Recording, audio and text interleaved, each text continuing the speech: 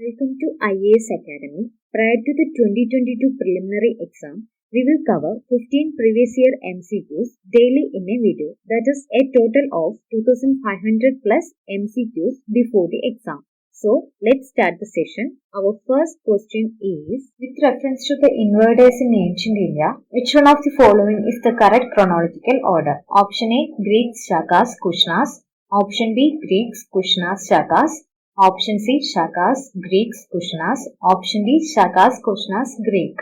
The answer to this question is option A, Greeks, Sakas and Kushanas. Greek invasion of India took place in 326 BC under Alexander the Great when he crossed the river Indus and advanced into Punjab.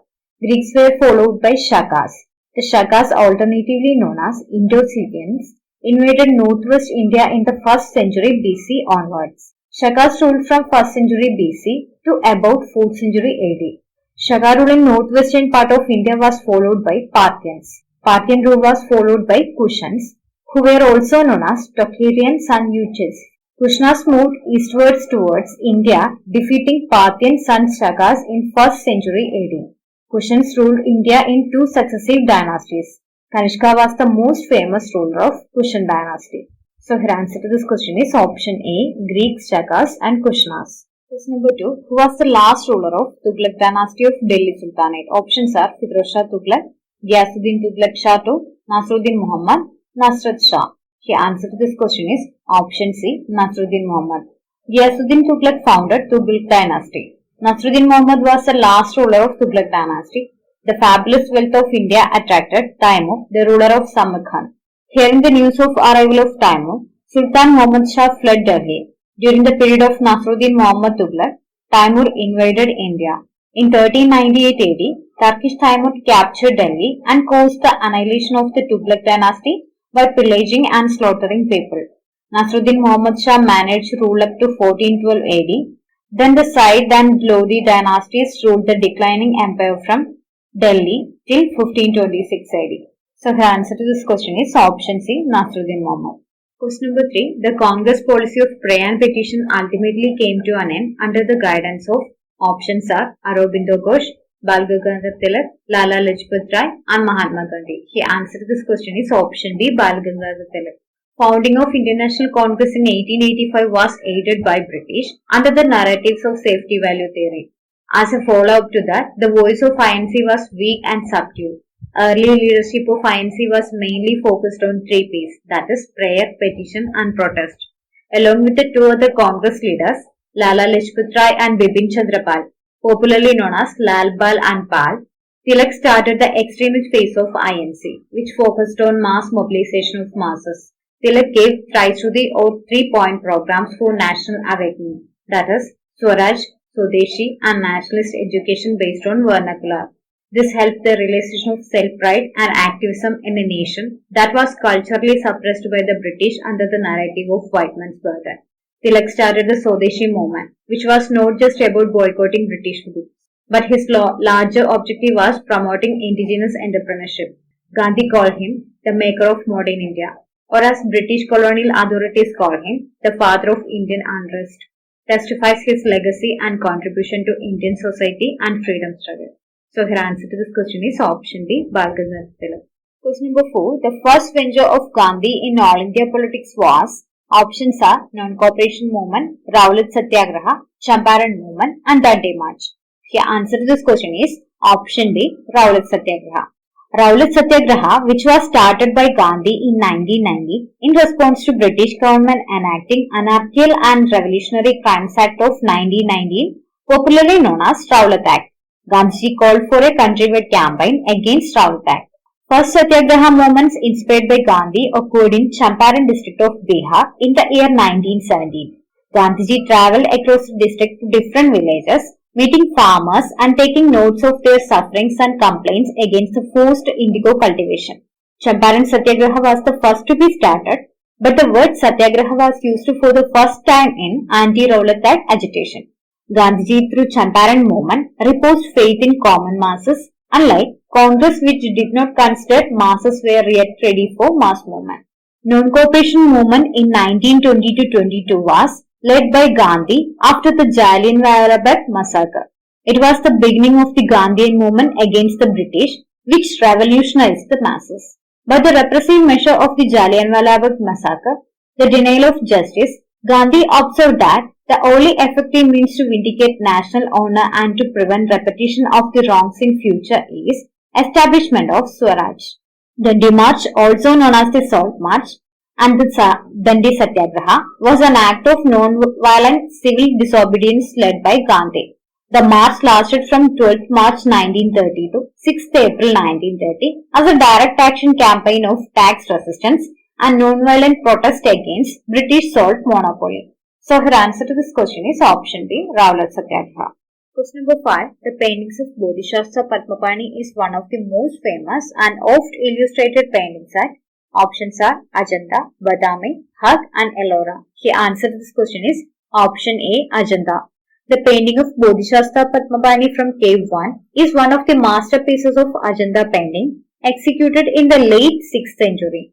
This beautifully ornamented figure is more than life-size and is shown stopping slightly and holding in his right hand a lotus flower. The figure in these caves were done using fresco painting. The paintings are generally themed around Buddhism, that is, the life of Buddha and Jataka stories. Ajanta is a series of rock-cut caves in Sahyadri ranges on Vaghura river near Aurangabad in Maharashtra.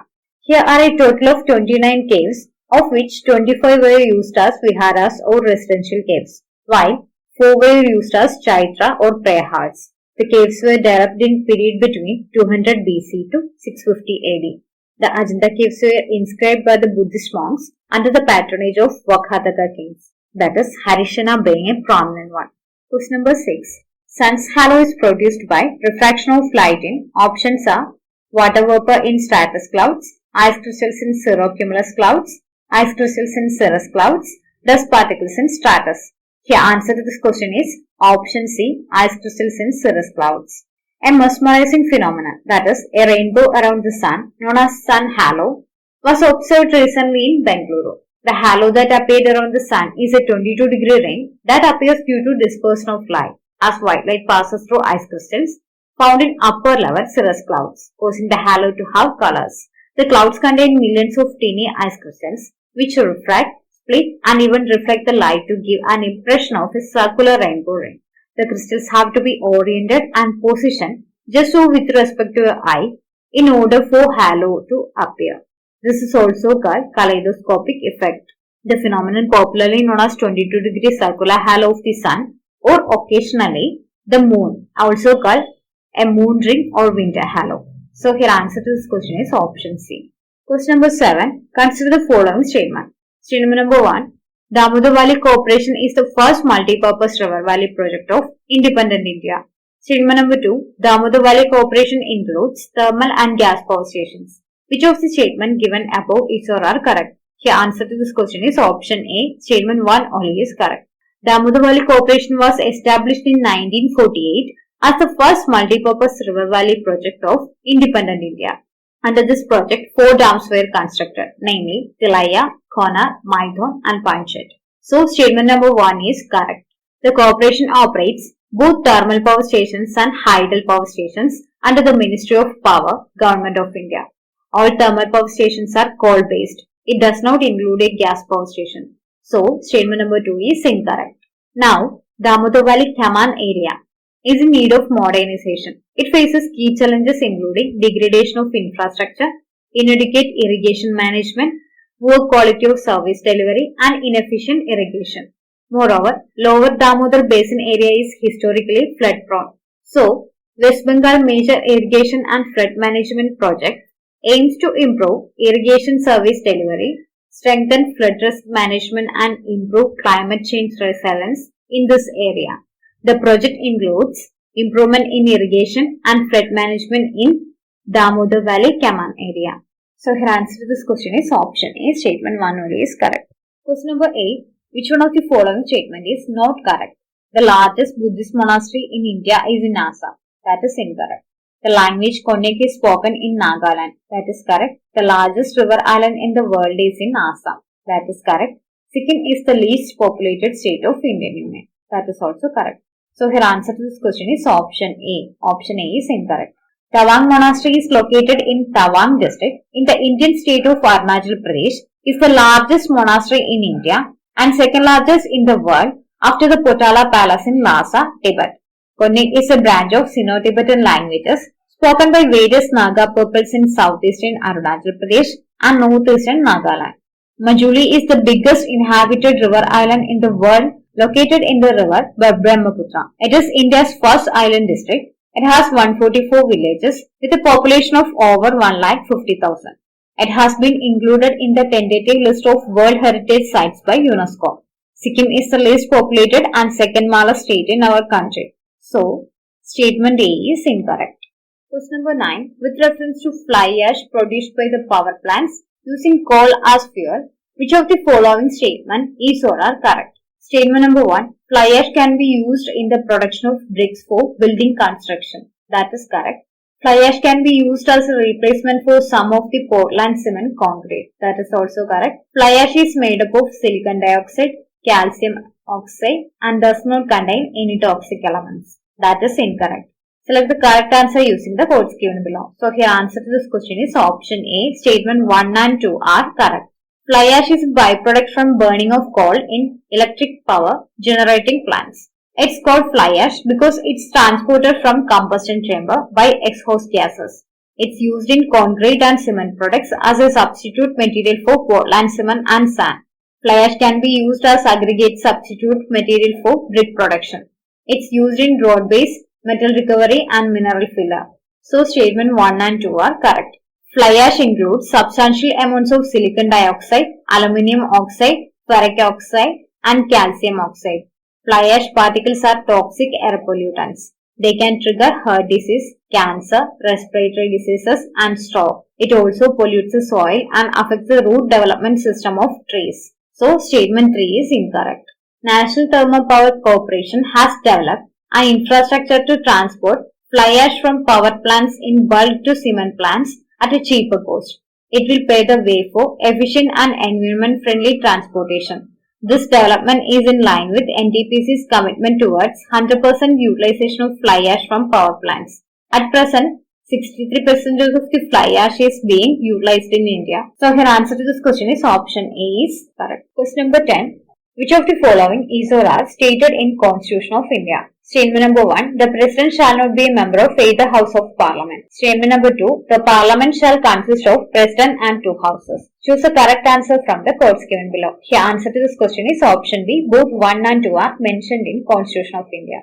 Article 59 states that the President shall not be a member of either House of the Parliament or of a House of the Legislature of any state. And if a member of either House of the Parliament or of a House of the Legislature of any state be elected President, he shall be deemed to have vacated his seat in that House on the date on which he enters upon his office as President. Article 79 states that there shall be a Parliament for the Union, which shall consist of President and 2 houses to be known respectively as Council of States and House of People. So, statement 1 and 2 are mentioned in Constitution of India. So, here answer to this question is option B. Question number 11. Assertion statement. The reservation of 33% of seats for women in Parliament and State Legislature does not require constitutional amendment. That is incorrect. Reason statement. Political parties contesting election can allocate 33% of seats they contest to women candidate without any constitutional amendment. That is correct. So, here answer to this question is option D. Assertion statement is false, but reason statement is true. Assertion statement is wrong as reservation of women in Parliament and State Legislature would require a constitutional amendment. But reason statement is correct. According to Global Gender Gap Report 2021, India has declined on the Political Empowerment Index by 13.5 percentage points and a decline in the number of women ministers from 23.1% in 2019 to 9.1% in 2021. India has fallen 28 places in the World Economic Forum's Global Gender Gap Report 2021. India is now one of the worst performers in South Asia. It is now ranked 140 among 156 countries. In South Asia, Bangladesh ranked 65, Nepal 106, Pakistan ranked 153, Afghanistan ranked 156, Bhutan 130 and Sri Lanka 116. Question number 12. If the Prime Minister of India belongs to upper house of Parliament, that is Rajya Sabha, Option A, he will not be able to vote in his favor in the event of no confidence motion. Option B, he won't be able to speak on the budget in the lower house. Option C, he can make statements only in upper house. Option D, he has to become a member of lower house within 6 months after being sworn in. The answer to this question is option A. That is, he won't be able to vote in his favor in the event of no confidence motion. A motion of no confidence motion against government can be introduced only in Lok Sabha. A no confidence motion is parliamentary motion which is moved in Lok Sabha against the entire Council of Ministers, stating that they are no longer deemed fit to hold positions of responsibility due to their inadequacy in some respect or their failure to carry out their obligations. The Constitution of India does not mention about either a confidence or a no confidence motion, although Article 75 does specify that the Council of Ministers shall be collectively responsible to Lok Sabha. A no confidence motion needs a majority vote to pass the House. To become an Indian Prime Minister, one has to be a citizen of India, a member of either Rajya Sabha or Lok Sabha. He should have completed his 30 years if he is a member of Rajya Sabha, or can be 25 years of age if he is a member of Lok Sabha. So her answer to this question is option A. Question number 13. Which one of the following is responsible for preparation and presentation of Union Budget to the Parliament? Options are Department of Revenue, Department of Economic Affairs, Department of Financial Services, Department of Expenditure. The answer to this question is option B. Department of Economic Affairs. The budget division of the Department of Economic Affairs in the Finance Ministry is the nodal body responsible for preparing the budget. According to Article 112 of the Indian Constitution, the Union Budget of a year is referred to as Annual Financial Statement. It's a statement of the estimated receipts and expenditure of government in a financial year, which begins on 1st April of the current year and ends on 31st March of the following year. In Parliament, the budget goes through 6 stages, that is, presentation of budget, general discussion, scrutiny by departmental committees, voting on demands for grants, passing of appropriation of bill, passing of finance bill. The answer to this question is option D, Department of Economic Affairs. Question number 14. Inclusive growth as enunciated in the 11th 5-year plan does not include one of the following. Options are reduction of poverty, extension of employment opportunities, strengthening of capital market, and reduction of gender inequality. The answer to this question is option C, strengthening of capital market. Inclusive growth means economic growth that creates employment opportunities and helps in reducing poverty. It means having access to essential services in health and education by the poor. It includes providing equality of opportunity, empowering people through education and skill development. It also encompasses a growth process that is environment friendly, aim for good governance and help in creation of gender-sensitive society. As per OECD, inclusive growth is economic growth that is distributed fairly across society and creates opportunities for all. So, reduction of poverty, extension of employment opportunities, reduction of gender inequality, all were included under inclusive growth in the 11th 5-year plan. So, here answer to this question is option C. Strengthening of capital market is not included under inclusive growth. Question number 15. In the parlance of financial investment, the term bear denotes option A, an investor who feels that the price of a particular security is going to fall. Option B, an investor who expects the price of a particular shares to rise. Option C, a shareholder, a bondholder who has an interest in a company, financial or otherwise. Option D, any lender, whether by making a loan or buying a bond. The answer to this question is option A. That is, the term bear denotes an investor who feels that the price of a particular security is going to fall. Recently, the many Indian indices including NSE Nifty index have entered into bear market territory in the backdrop of coronavirus pandemic. A bear market refers to the market where share prices are continuously declining. Its downward trend makes investors believe that the trend will continue, which in turn perpetuates the downward spiral. It is considered riskier to invest in a bear market as many equities lose value. Thus, most investors withdraw their money from market. During a bear market, the economy slows down and unemployment rises as companies begin laying off workers. So, here answer to this question is option A. So, that's all for today. Thank you for watching. We will continue with the next result tomorrow.